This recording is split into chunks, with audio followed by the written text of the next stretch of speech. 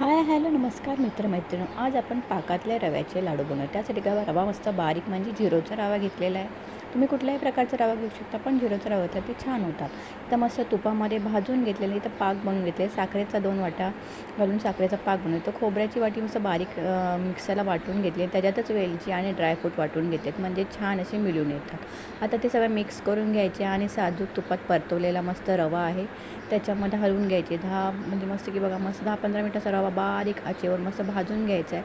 खरपूस भाजून झाला की त्याच्यामध्ये पाक टाकायचा आहे, म्हणजे साखरेचं पाणी टाकून द्यायचं आहे आणि थंड झाले की त्याचे लाडू वलायचे आहेत. खूप सुंदर असे लाडू होतात. नक्कीच करून बघा. त्याच्यावर मनुके लावा, कुठल्याही प्रकारचे ड्रायफ्रूट लावू शकता, बदाम काजू कुठल्याही प्रकारचे लावू शकते. तर मी चारोले वगैरे सगळे ड्रायफ्रूट आधीच टाकून घेतलेत, मिक्सरला बारीक वाटून घेतलेत.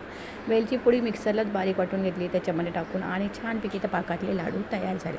झटपट होणारी रेसिपी. आणि आता बघा पावसाळ्यामध्ये बाहेर वगैरे जाता येत नसेल, कधी कधी आपल्या घरात खायला नसेल, तर नक्कीच करून बघा.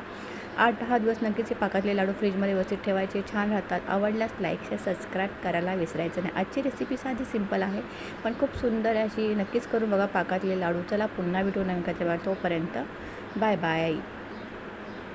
मग या खायला पाकातले लाडू.